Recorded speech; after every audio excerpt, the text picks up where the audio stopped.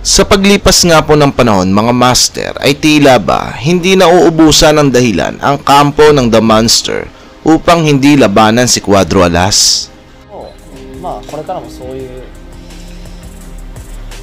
ね、ことが増えていくのかなと思うだけなんで。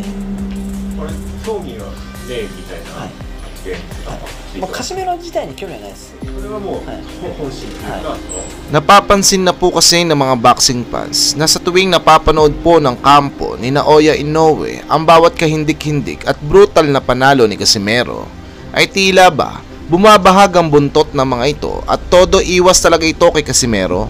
Ang matindi pa dito mga master, nagbabato pa po ng mga bad issue ang kampo ni Naoya Inoue kay Cuadro Alas upang sa ganun ay makaiwas po ang mga ito tulad na lamang ng overweight issue ni Alas na pinalala po ng mga Hapon.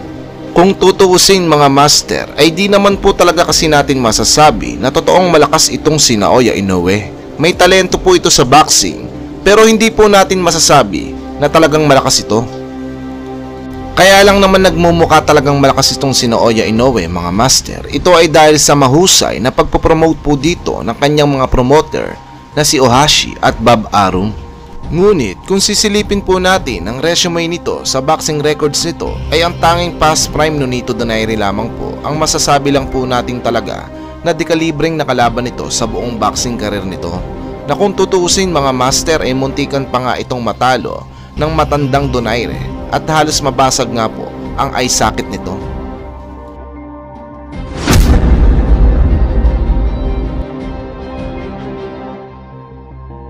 Corner of Nonito Donaire tonight, probably best described. At ang isa pang butas na nakikita ng mga boxing fans dito kay Naoya Inoue, hindi po ito lumalabas ang kanyang bansang Japan.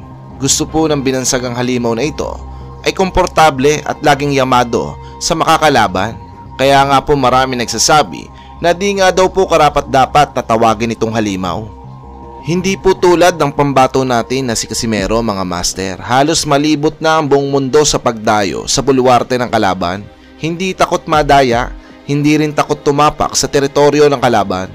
Kaya naman mga master, may mga nagsasabi din po na ito ang tunay na katangian ng tunay na halimaw. Nasa katangian po ni John Riel Casimero.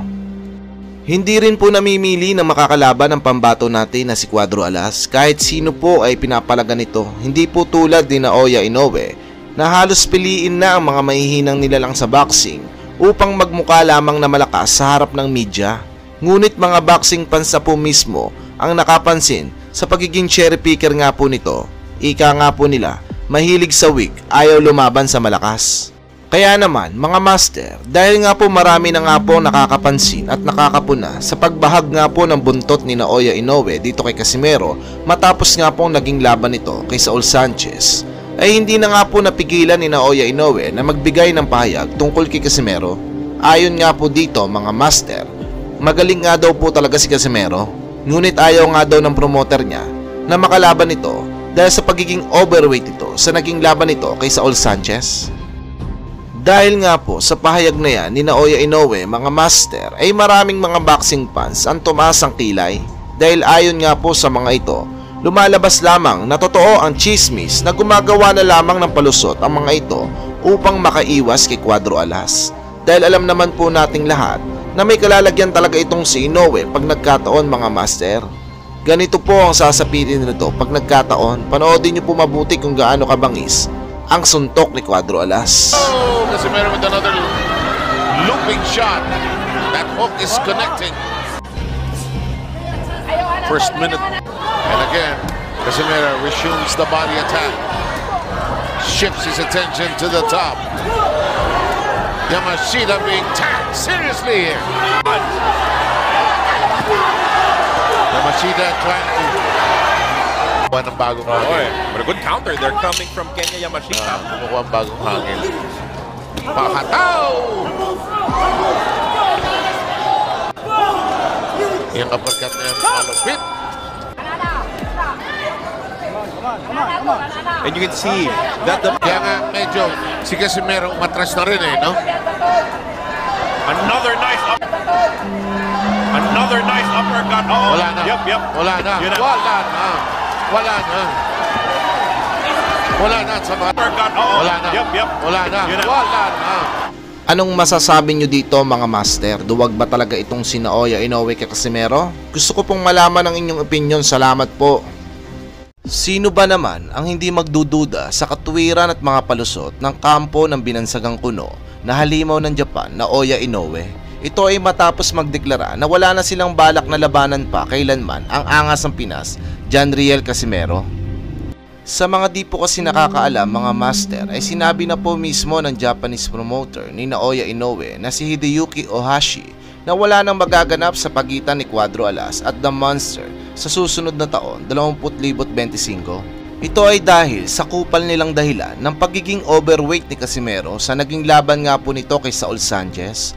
Ayon kay Ohashi, di raw po karapat-dapat labanan ni Naoya Inoue ang isang boksingerong nag-overweight sa timbang at wag na raw po umasa ang Team Casimero na lalabanan pa ito ng halimaw ng Japan.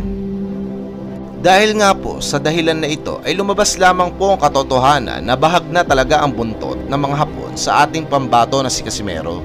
Ito ay matapos buklatin ng mga panatiko ni Cuadro Alas ang naturang naging laban po ni Naoya Inoue kay Luis Nery. Sa mga di po kasi nakakaalam mga master, kung matatandaan po natin ay nag-overweight din po noon si Luis Nery at ang malala pa dito, nagpositibo din po ito sa PEDS kung kaya't nahatulan nga po ito ng lifetime ban sa bansang Japan.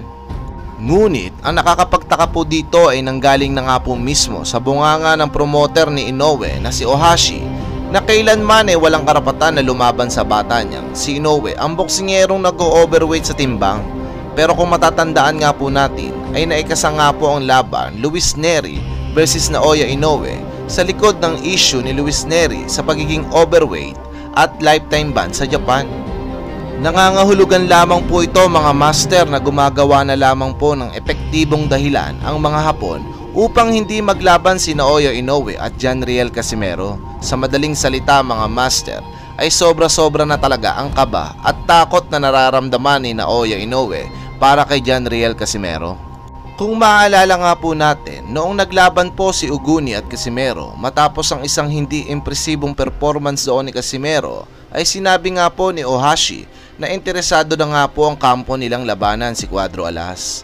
Ang nakakapagtaka dito mga master, ito lamang laban ni Casimero kay Saul Sanchez na sobrang ganda at impresibo ang pinakitang performance si Casimero ay tila ba bumaliktad ang ihip ng hangin at biglang umayaw na lamang itong labanan si Casimero at gumawa pa ng issue sa timbang. Kupal lang ang datingan mga master. Isa ka nga palang kupal. Kupal ka ba? Kaya naman dahil dito mga master ay katakot-takot na pambubuli at pambabash ang inabot ni Naoya Inoue sa mga fans ni Casimero sa buong mundo. Hindi raw po deserve ni Inoue ang tawaging halimaw, gayong matagal na po itong takot na lumabang kay Cuadro Alas. Noon mga master ay hindi ako naniniwalang duwag at takot talaga itong si Inoue kay Cuadro Alas. Ngunit ngayong matapos sa mga sentimente at kaganapan na nangyari, matapos ang kagimbal-gimbal na panalo ni Casimero, ay mapapaisip ka na lang talaga na isang malaking idiot at baklain itong si Inoue dahil wala na itong ginawa kundi tumakbo ng tumakbo sa kanyang huling hantungan.